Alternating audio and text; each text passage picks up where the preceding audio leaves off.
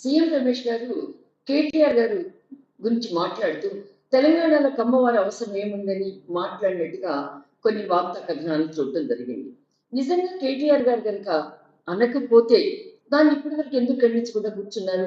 ఇంతవరకు మేమేమనుకుంటూ ఉన్నామంటే కమ్మవారు, ఆ తర్వాత వెలమలు, కమ్మ వెలమలు రెండు కూడా ఒక జాతి నుంచి వచ్చి విడిపోయినటువంటి జాతులు అని చెప్పి చరిత్ర చెప్తూ ఉంది. అంతేకాదు అసలు కేటీఆర్ గారు ఒకటి అర్థం చేసుకోవాలి. 150 సంవత్సరాల పాటు యథేచ్ఛగా రేకపల్లిని రాజధానిగా చేసుకొని, ఓరుగల్లుని రాజధానిగా చేసుకొని కమ్మ ప్రభులు తెలంగాణ అంతా కూడా పరిపాలించారు. మీరు చరిత్రను చదవండి. కాపయ్య నాయుడు దగ్గర నుంచి ఢిల్లీ సింహాసనాన్ని కూడా ఎలా స్వాధీనం చేసుకున్నారో, కాకతీయ వంశస్థులు కమ్మవారు అంటుంది.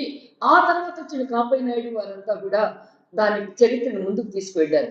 సుల్తాన్పూర్గా మారినటువంటి వరంగల్ని మళ్ళా ఓరుగల్లుగా మార్చి యొక్క బందీలుగా సుల్తాన్లు కూడా పట్టుకొని రాజ్యాధికారాన్ని చెలాయించింది ఈ కమ్మవారు కాదా?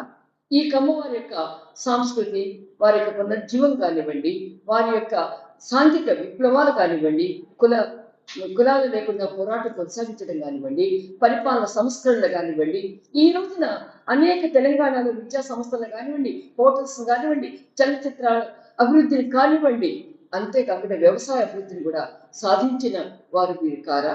మీరు ఒక కులాన్ని ఎందుకు టార్గెట్ చేసి మాట్లాడుతున్నారు? నేను ఒక కమ్మ కులంలో పుట్టినటువంటి వ్యక్తిని. కులానికి అతీతం మనం ఎవరూ లేవు. ఈ రోజున బీసీ గణన జరుగుతుందన్నా కూడా వెనుకబడే కులాల గురించి లెక్కిస్తున్నారంటే, వెనుకబడే జాతుల కోసం ముందుకు వెళ్తున్నారంటే మనం అంతా కూడా హర్షించవలసినటువంటి విషయం. కానీ కులాన్ని ఎవరు మర్చిపోవటం లేదు. అలాంటప్పుడు మీరు మా కులాన్ని ఎందుకు టార్గెట్ చేస్తున్నారు?